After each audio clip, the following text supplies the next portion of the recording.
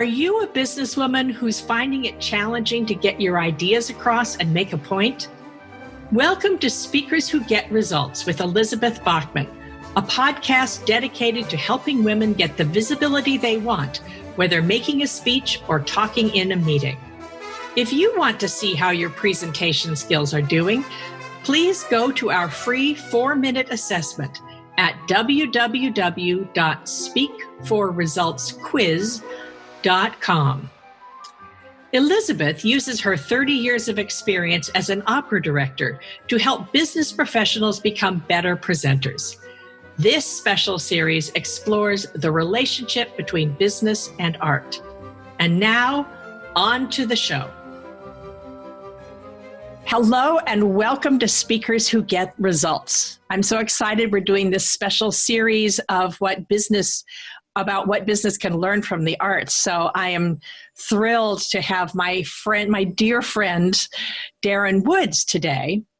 Want to remind you that this is the podcast where we talk about how you can use your presentation skills to get the results that you need. And I get to interview very smart people about aspects of leadership, visibility, presentation skills, which includes singing. This is why I'm asking Darren here. I said Darren the tenor, came out tenor. and why I'm thinking about what business can learn from the arts, which is all about presentation skills. And also just a really interesting conversation with someone who is really interesting and a dear friend. The official bio for Darren Woods is that he's currently the artistic director of the Seagle Music Colony, which is the country's oldest and most prestigious singer training program. I think their other programs would compete with that, Daryl, but the Seagle Music Colony, which is in upstate New York, and I visited, it's gorgeous. He's also the artistic director of the newly formed American Center for New Works Development. Mr. Woods has been with Seagle in some leadership capacity since 1996. He was formerly general director of the Fort Worth Opera, a company that was transformed by a restructured festival format and a devotion to new American opera. He's considered a leading expert in 21st century opera composition. And he was hailed by Opera News in 2012 as one of the 25 influencers in the world of opera for the next decade. So in addition to mainstage opera productions, Fort Worth Opera launched a contemporary chamber opera series in 2008 called Opera Unbound. And in 2013, Mr. Woods further advanced the company's commitment to new work by starting Frontiers, which is a composer and librettist competition to identify new operas still in development. So basically, you were an incubator for startups, right? Right. Yep. Absolutely. Yeah. Mr. Woods also had a career as a character tenor for 20 years, singing in the U.S. and Europe. He's which is where you and I first worked together. I think when I was still fourth assistant from the left backstage. So yeah. I think we've done that. He's a frequent judge of vocal competitions, including the Metropolitan Opera National Council, the Tucker Awards, Dallas Opera Competition, and many others. As a singer, Darren Woods has performed in some of the most prestigious theaters in the world, including Carnegie Hall, the Kennedy Center, New York City Opera, Santa Fe Opera, Teatro Verdi in Italy, Opera Madrid in Spain, and the Glimmer Glass Festival, to name a few. There were a lot of them. So, Darren Woods, welcome to Speakers Who Get Results. Thanks so much. It's great to be here with you. It's good to see you, my friend. It's really nice. It's really fun. Before we get started on the stated purpose of it, the question I ask all my guests is, if you were to have a dream interview, an interview with somebody from history who is no longer with us, who would it be? What would you ask them? And who should be listening? Who should be in the audience to hear this? That was a really good and very intriguing question to sort of to stew over a bit, because there's several,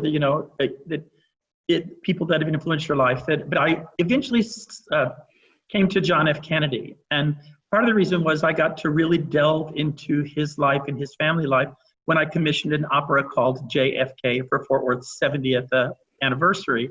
And in going through the speeches and in going through the way that he spoke to his audiences and to people, he was somebody who could speak so beautifully, but he always galvanized people. They always took action.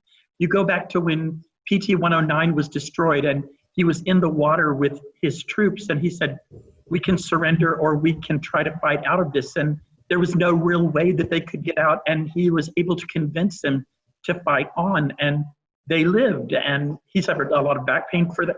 When he was running for president, everyone tried to talk him out of it, but he was able to always just articulate why he wanted to run, what he would do when he was running, and he eventually got all those people that wanted other candidates to come around to his way of thinking. I would ask him really what was the most interesting to me is when I really delved into his life and found out how troubled he was with back pain, the loss of 2 children, one stillborn and one 5 days after their death. He was addicted to painkillers because of his back pain. He says he couldn't even hold his children. And yet, how was he able to be there for us when he needed? How was he able to hold up that Camelot legacy when there was so much pain underneath? And I think the audience I would want would be any young professional who wants to lead an arts organization, a company, a volunteer organization, because really at the end of the day, we have to maintain that Camelot, and we have to see that dream that we want for our organization, no matter how we feel.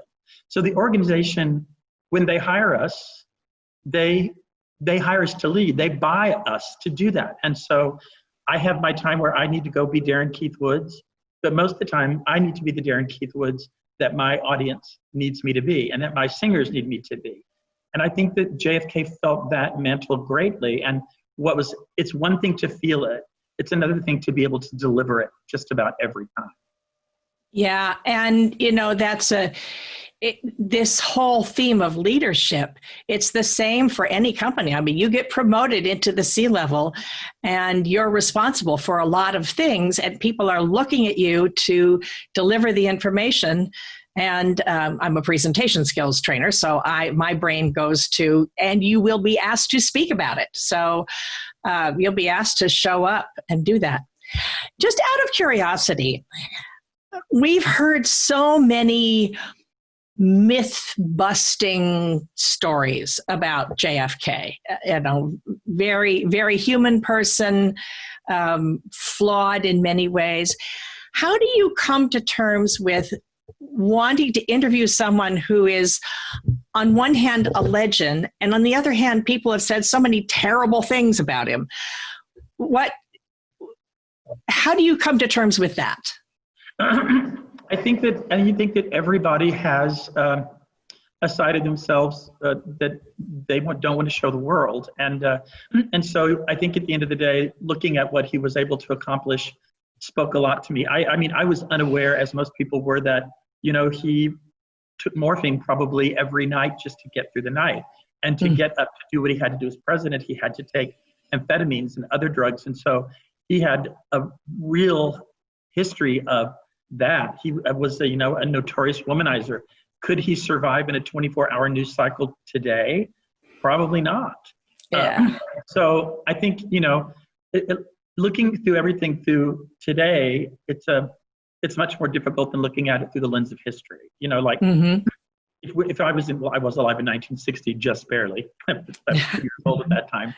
But yeah, I remember that, at that time, my parents idolized him. I remember being in kindergarten during the assassination and being taken out, of kindergarten. And I remember that portion of my family life and how upset my parents were. And so looking at it through that lens is much different than looking at it as a 62-year-old man today and seeing all those flaws. And yet, when you just go down to speakers who get results, you can't deny that he was really able to do that. He was able to do that, yes. And he had a team. That's the other thing. He had a team that helped him. So that made a big difference. And he spoke to what people in the time wanted. What appealed to the country? What can you do? What can you do for your country? We're going to put a man on the moon. Like, all those aspirational things that seemed impossible when he was saying them. Mm-hmm. Eventually, we did those things, right? Yeah, right. And he also was one of the first presidents who really gave it up for the arts. Mm-hmm. He and Jackie really did that. And so that was the beginning of a lot of national politics sort of starting to embrace the arts. Mm-hmm. That we did that today, but it was really the beginning of that. Mm-hmm. Well, that's actually great. So I'd like to ask you, both you and I transitioned from performers, artists, working artists to running something. And I have to say, I thank you now. I still remember when I was starting to found the Tyrolean Opera Program, and I asked you for saying, you were one of the people, my go-to people, say, how do I think about this? Because I know how to think about renting pianos and what that should cost, but how do I think about this, and this? And some of the things that you said to me as I was just figuring it out was advice I've passed on over and over again. So talk a little bit about the transition from worker to boss and why. Well, I always knew. I went back and found an interview that I did with the Kansas City Star like years ago when I was singing The Witch in Kansas City, and that's The Witch in Hansel and Gretel, right? It's in Hansel and Gretel in the city of Kansas City. Right, and that's a role that is often done. It can be done by a mezzo soprano or it can be done by a tenor, right? Right. And I love doing it. And I was asked, I said, I've always wanted to have 3 lives. I wish I had 3 lives because I'd be a singer, I'd be an administrator, and I'd be a teacher. And I've gotten to do all those things. But even then, Elizabeth, I was looking at, I knew I wanted to run a company almost from the time I started singing. And I started looking at companies, and what people don't know about a character tenor is we're the secondary singer. We're not the lead, we're not the star. So your job is to do your part well, but not get into the way, let the leading lady shine and let the leading tenor shine. And so I was always a keen observer. I was playing older people, or I was playing the mean people or the funny people. So I was always a keen observer of people. And then I really began to become a keen observer of companies. What development departments were really, really stewarding their donors? What did their donor room look like? Was there a them against us feeling in the company? How did the marketing director and marketing forces sell the tickets? Was the company being driven by ticket sales, or was it being driven by mission? All those things just started to add up. And when you look at great mission-driven companies like the Santa Fe Opera back then, I was under John Crosby, man, that development department and that marketing department, everything just ran so well. So I used my skills as a singer when I was playing Arnalta, which is another woman's role often done by tenor in the Cornish Popea. I remember going to Central Park and watching elderly ladies walk with their bags coming from the grocery store. So I knew so I applied that same observation techniques to companies. And what I realized was that the companies who treated their artists the best, the company that put the art at the forefront, were the companies that were the most successful. They're the ones whose leaders could articulate to their board the mission. They could live that mission with their singers and their backstage and their orchestra and everybody. And the development people, their patrons, could see that mission in action. And so when I did get my first company, I would always say when the artists were getting there, remember, these people are coming to our town to give us their gifts. And we are servants to the art and the artists. And it's our job to make them their only job that they have to perform the art that we've asked them to do. So this is the mission. What is it about focusing on the mission that makes the profit and loss statement better? Because everything that's not mission driven is distraction. You Uh-huh. know, let's have well, part of you know what everyone right now is wrestling with, including us during the COVID crisis, is everybody's trying so hard to put on online content. Let's just push opera out on video. Let's all sing. Let's just put it out there to prove that we're still viable. Our mission is training singers and live performances. So we are not pushing out content. We're doing some content on working with our singers over the summer with some virtual classes, business classes in strategic planning, marketing, financial, you know, those things. But the only thing we're putting out there is a virtual gala, and we're going to do that.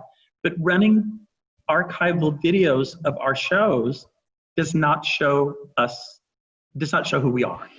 And so we've really made a decision to stay mission focused, and we're planning to 2021 and praying that it will happen, that everything we do, from raising money to talking to our patrons, is about living our mission. If we were going to put out all those archival videos, it would be as a distraction. We wouldn't be focusing on the singers that were going to be here this summer. We would be worrying about other things. And I think that, you know, and really crafting that mission, you know, when Fort Worth really talked about putting art at the forefront, and what did art mean? What does art mean in that sense? And when I came there, it was the top 20 operas all the time. And I said at my hiring, if you just want to do that, then I'm not the person for you to hire. If you want to explore new work, you want to explore subject matter that is seminal to the days and times we're living in now, I'm the guy. But I'm not that guy who's going to do Bohème every other year. So we all know what we're getting into. So that's actually an interesting, it brings up another point I wanted to ask you about, which is you are also, anytime that you're creating a company like that, you're working with your board, and your board comes from your community. So it's very much about what works in your community.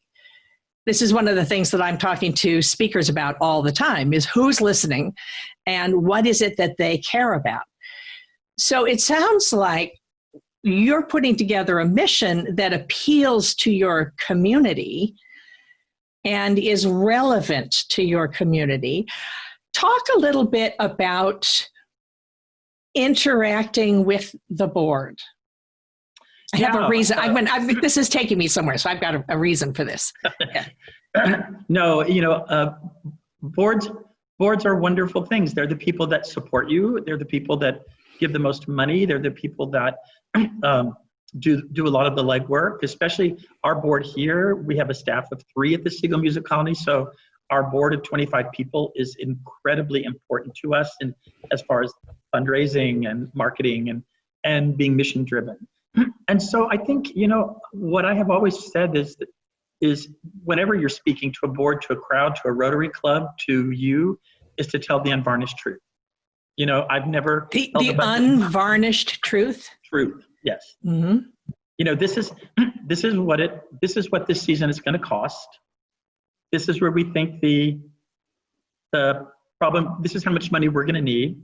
This is how much money we're pretty sure we have. So how do we get this $200,000? So if we want to do this season, we have to focus on this.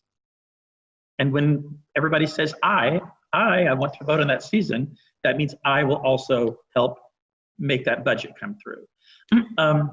If I remember, Mark Skorka is the head of Opera America. And I remember when I got my first general director post, I said, you know, it's my first board, and it's my first, and you know, I've never dealt with patrons before except as a singer. And he said, if you do it right, you'll fall in love with them, and they with you. Yes. And it's the same thing when I had my first commission. I commissioned. And by commissioning, you mean commissioning a new piece? A new opera, yeah. So this would be analogous to hiring people to put together a new project or create a new piece of software, a new, you know, I think a lot about founders here. So I'm going to be asking you a lot about the sort of founder questions. Yes. Sure. Well, you know, a person I ask advice for in going into a commission, because it's usually a 3-year dance with a composer and a librettist and cast, and it's a long process. And Diana Wandisford said, be there for your composer. Be there to say yes when it's yes, and be there to say no when it's no, and be able to articulate why it's yes and why it's no. Mm-hmm. And the same thing applies for a board, is that here's what I think. Here's how we can create this beautiful thing that we want to create. Here are the obstacles. And if we think the obstacles are too great, then we have to move in a different direction. But a different direction can be a little different and still be mission driven. It may not be this piece. It may be another piece that is along those same lines. I like to do pieces that when people left the theater, they said, they thought about it. I remember when we did Dead Men Walking, one of my state representatives, US representatives, came to see the show. And a couple years later, said, I'm still a death penalty Republican, but I think about that opera every day. I was really? Like, that's all we can ask. So my guess is, since John F. Kennedy was assassinated in Dallas, which is next door to Fort Worth, commissioning an opera about him, and I believe you told me that it was took place the night before he was killed, right? Correct. Yeah.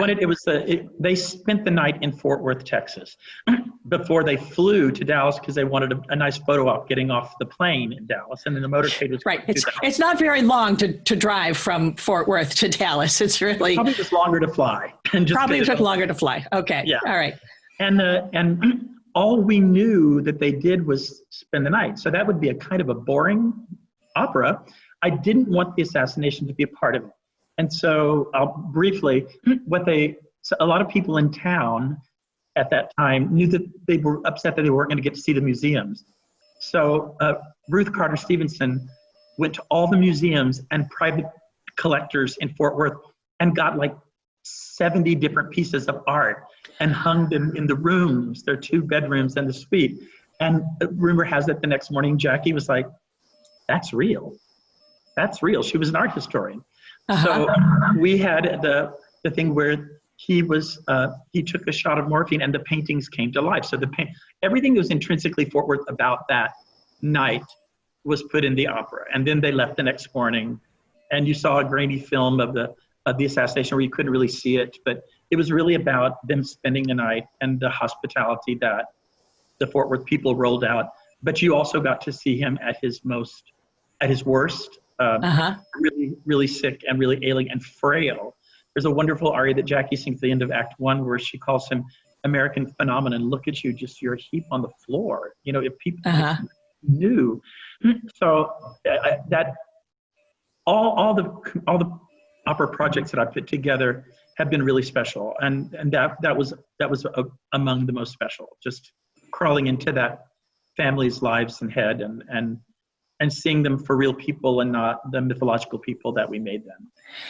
So going back to what I first started to ask you is making the transition from worker and performer to manager and boss.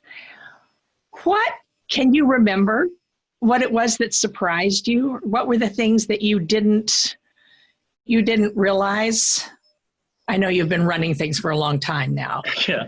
More than I've been singing. I sang for 20 years, and this is probably 22 of I'm about even. I think it surprised me all the moving pieces. You know, when you're a singer, there are moving pieces, but if you do your job and you know the piece, you're okay. But especially, I mean, I was really lucky because I started the Seagle Music Colony while I was still singing. Mm-hmm. So Seagle Colony was kind of my training wheels. Like I was doing this part-time while I was still doing my singing career. And once I'd done this for 3 years, I was like, yeah, I can do this. I think it surprised me initially, not at Seagle, because the Seagle board is so different than a board where it's more of a corporate board, and that there could be so many varying opinions, and that there could be so many strong opinions, and that it's your duty to hear everything, and not only to hear. I think what we're learning in today's world is you can't just listen, you've got to really hear people. and then take all that ball of opinions and try to make sense of something that you can articulate back that can at least galvanize people to work toward a vision instead of 25 or 50, or when I first came to Fort Worth, 150 visions, which, when I came to Texas, the size of the gigantic boards, now that was something that surprised me. I'd only had boards of 20. So talk about a little bit what that scene is like. You have a board of 150 people because you count on getting the contributions, right? Yeah, and that's the way some boards work, that, give $1,000, give $5,000, and you get to be on the board. I've never liked that way of running a board, because I think that anyone can give $1,000. Not everybody can be an expert in marketing and really hold my hand and say, let me take that vision of yours and do it. Here people get on the board because they feel like it is a great honor. So I think that big boards like I had in Texas, the board was just there the big board was there to have coffee and 4 times a year. And the real work was done by the executive committee of about 20 or 25. And then the officers were another subset of that. And so the micro level got done at that level. And those boards met more often. And then 4 times a year. And here we don't really we have the board, which is the, policy and finance stuff. But we also have an advisory board that are people who are regular givers who love to come and love to be a part of it. They're a non-voting board, if you will. They're generous givers and they have a lot. But I think, managing people is the thing that, I won't say it surprised me, because I thought I'd be good at it, but it takes a lot of time. Yeah. One of the things that I've been thinking a lot about in preparing for this, thinking about how training singers, which both you and I did for years, is similar to running an incubator or an accelerator program, depending on which level you're at, and where you've got founders who have an idea. They have a great idea. They're going to create this new company, and they all think that that's going to be the company that is bought by the venture capitalists for $1 billion, and they're going to become billionaires, and it's all wonderful. Whereas fewer than 5%, if that much, wind up doing that. And it's the same thing for sports. It's the same thing for the arts. Fewer than 5% of the people who train for it wind up doing it for a living. And actually, even if you do, you only get about 10 years nowadays before along comes somebody who's younger and cuter, cheaper. So how do you, or rather, what do you say to the people with an idea, a twinkle in their eye? What could you say if we've got people who are founders in the startup community? I see this is very much like incubating startups. Yeah.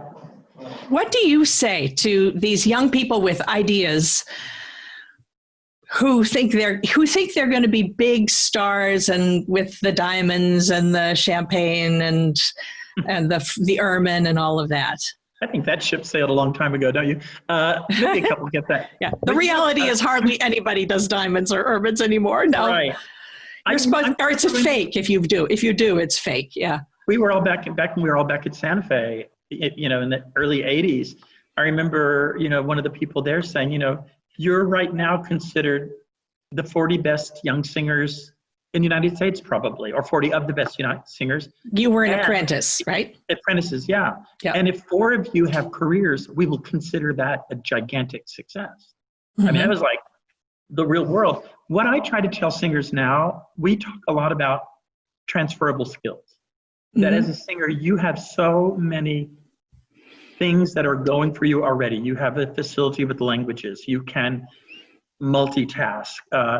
You can plan. And we just sort of get them from the first day to own their own artistry. You are now the Darren K. Woods company.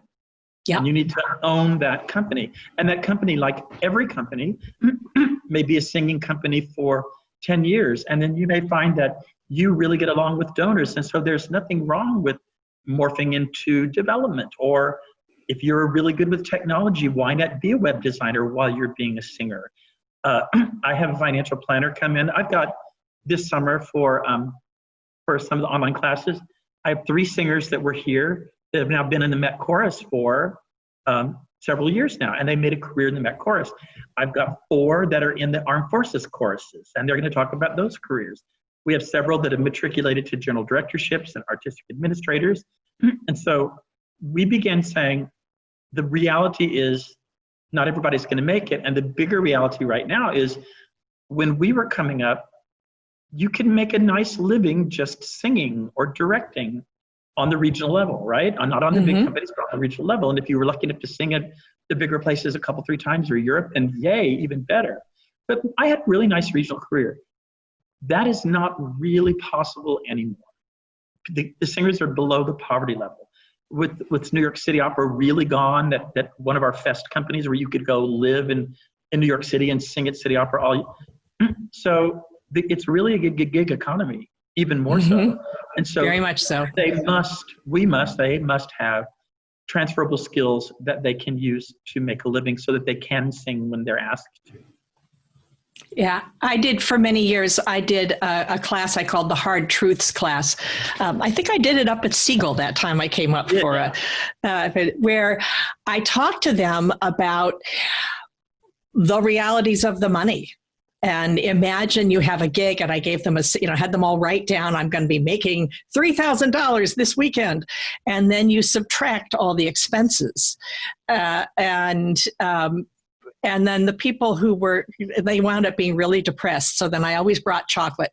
I said, okay, now that I've gotten you all depressed, now let's talk about what you do about it. And it's one of the reasons why I stopped doing the Tyrolean Opera program, is because universities had finally caught up to be teaching this. I would teach it in master classes wherever I was.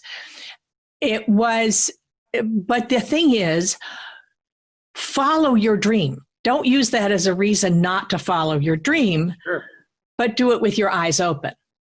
And be aware that even if you do, the time will come, that will be the end. It's just like all those people who were high school athletic stars or athletic stars in college, how few of them wind up playing baseball or football for a living.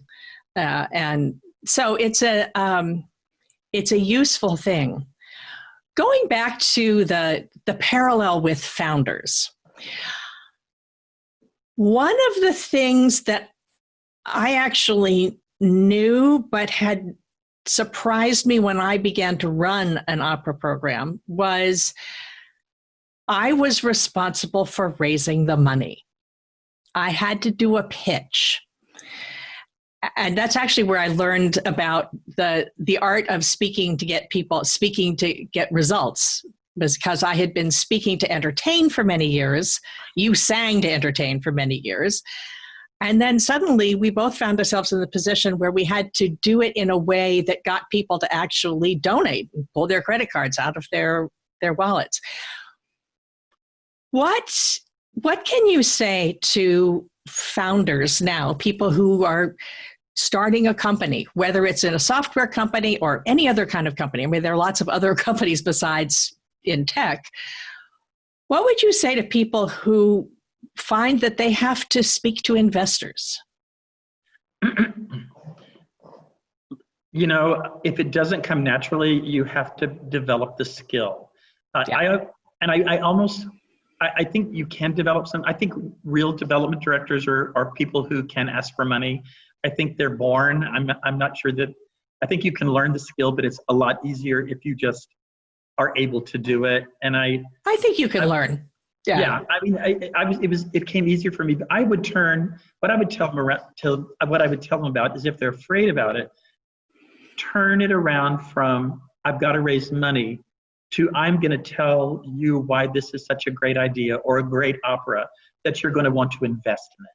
And here's why I think it's important that you become a part of it. I think that people, certainly in the opera world, and if I'm going to invest in your tech company or your sports team or whatever, I'm going to want access, and I'm going to want to know what it is that you're going to do with my money and how I'm the one that can help you. And the more personal you can make that to that donor or that group of investors, the better it's going to be. And that again, when you're raising money for anything, there's a time where you have to close your mouth and listen to what the donor or the investor has to say. You also have to be able to pivot.